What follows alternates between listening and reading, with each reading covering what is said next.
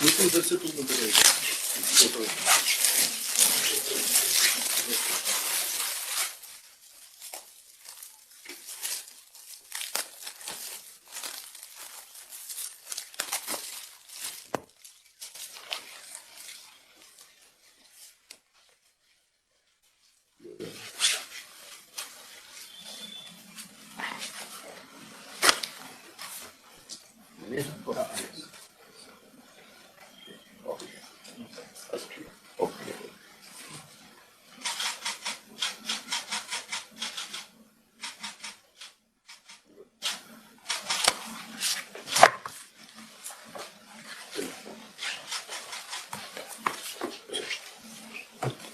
Important नीति है। हाँ ये बिल्कुल सर काफी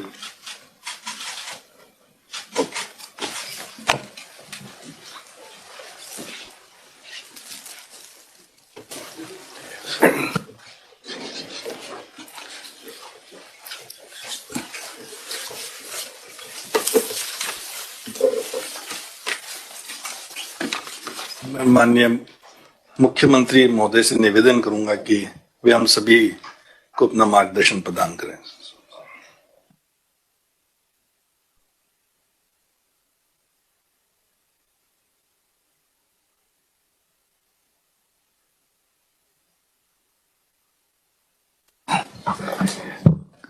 माननीय खाद्य व गोपालन मंत्री प्रमोद जैन भाई साहब, Amitabh Sharma ji, principal secretary, Kunj Bihari Pandya ji, director, Om Prakash Kashra ji, joint secretary, director petroleum, Shrimati Neetu Gaurpal ji, Harsh Sawant Sukha ji, अतिरिक्त निदेशक, NH सक्तावा जी, आरती डोगरा जी, तमाम उपस्थित अधिकारियों, अभी जो प्रेजेंटेशन दिखाया गया और मंत्री जी ने विचार व्यक्त किए, मैं समझता हूं कि वो अपना आप में एक बहुत बड़ा संदेश है। लंबे अरसे से राजस्थान एवं ट्रेंड नीति के बारे में विचार विमर्श चल रहा था। आखिर में आज का शुभ दिन आया कि आज हम लोग इसका लोकार्पण कर पा रहे हैं। जो प्रेजेंटेशन बताया गया, मैं समझता हूं कि वो अपना आप में किस रूप में उसको लागू कर सके हैं, अब सारा खेल उस पर डिपेंड करेगा। और मेरे हिसाब से ये एक प्रकार से गेम चेंजर साबित हो सकती नीति भी और ये पूरी प्रक्रिया भी। और इसका अनुभव राजस्थान से ज्यादा कोई नहीं समझता देश के अंदर। जिस रूप में बजरी को लेके जो विवाद पैदा हुआ और सुप्रीम कोर्ट के फैसले के इंतजार में लंबा समय बीता, उसके कारण से मैं समझता हूं कि इलीगल माइनिंग जिस प्रकार बजरी की हुई है वो एक अपना बहुत बड़ा विवाद बन चुका है। और मैंने भी कहा जब 2 वर्ष पूरे हुए थे सरकार के, तब भी, क्योंकि 2 साल में हमें सबसे ज्यादा तकलीफ हुई है तो ये हुई है कि अवैध रूप से बजरी बड़े रूप में निकाली जाती रही और सब तरह के प्रयास करने के बावजूद भी, क्योंकि जब जनता को जरूरत जिस चीज की है और उसका विकल्प कोई दूसरा नहीं है, तो नेचुरल है कि फिर उसका अवैध खनन होगा और उसकी भरपाई सरकार को तकलीफ के साथ में करनी पड़ी। अब मैं उम्मीद करता हूं कि जो कमेटी आई है सुप्रीम कोर्ट की, उसके माध्यम से जल्दी फैसले होंगे, सुप्रीम कोर्ट में जल्दी सुनवाई होगी और फैसले आने के बाद में कितना जल्दी शीघ्र लीगली खनन होने लग गया है, इसका हमें बहुत बेसब्री से इंतजार भी है।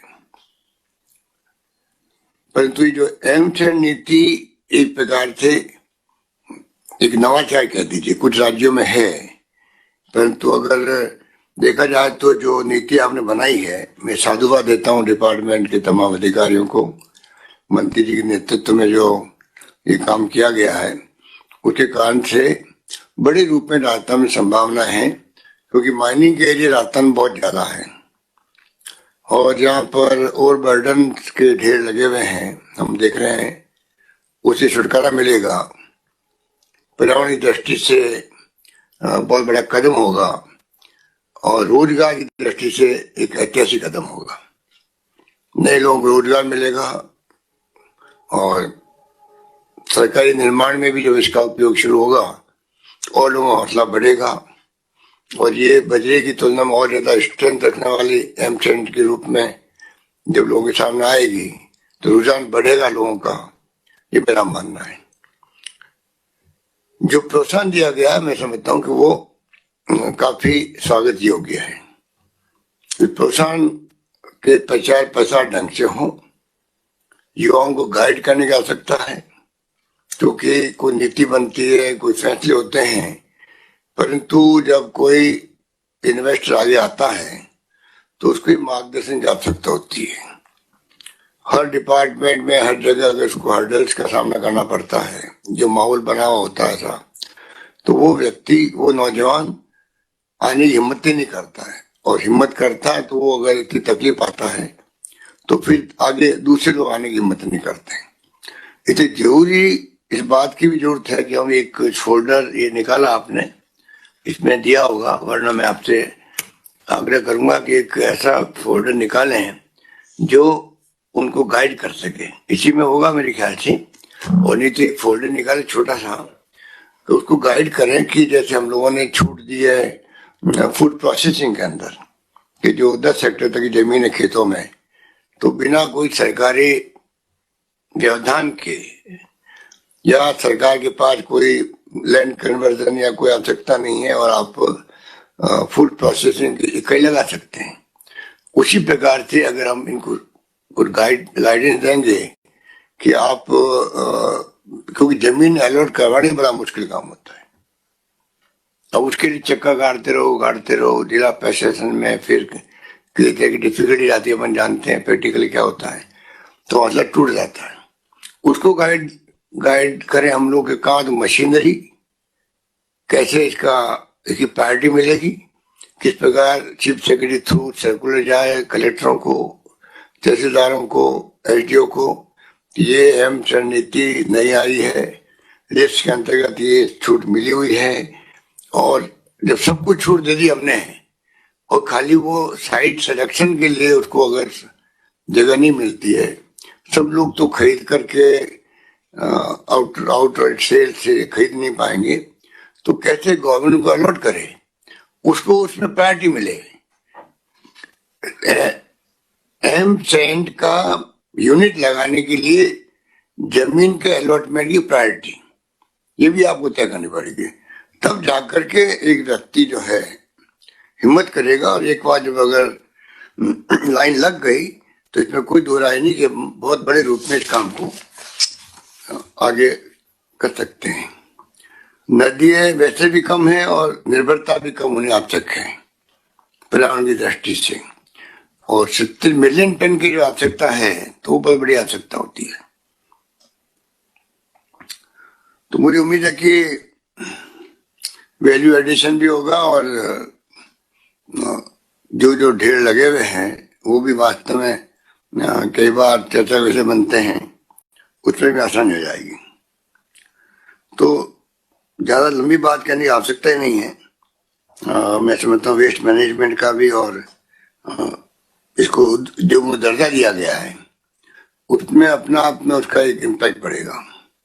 तब तो जो इस बात की प्रचार करें, नौजवानों को बैंक से लोन, जमीन अलॉटमेंट, मशीनरी उपलब्धता, अगर ये सब काम भी डिपार्टमेंट की टीम को ही करना पड़ेगा, तब जाकर के आप इस काम को कर पाएंगे और बहुत बड़ा काम होगा। ये मैंने कहा इसलिए गेम चेंजर साबित हो सकता है आने वाले वक्त के अंदर, निर्माण के कार्यों के अंदर भी लोगों सुविधाएं मिल सकती है। और उस दृष्टिकोण से भी ये बहुत आवश्यक है कि आपने नीति बनाई और ये कैबिनेट में पास हो गई थी, पर आज ये तमाम प्रक्रिया पूरी करके और नीति रिलीज हुई है। इस बात की मुझे बहुत प्रसन्नता है। मैं बधाई देता हूँ डिपार्टमेंट के तमाम अधिकारियों को, मंत्री जी को और उम्मीद करता हूं कि इसका इम्पैक्ट पड़ेगा आने वाले वक्त में। धन्यवाद सर, धन्यवाद। मैं निदेशक खान एवं भू विज्ञान विभाग से रिक्वेस्ट करूंगा कि वे अपना धन्यवाद उद्बोधन प्रदान करें। माननीय मुख्यमंत्री महोदय, माननीय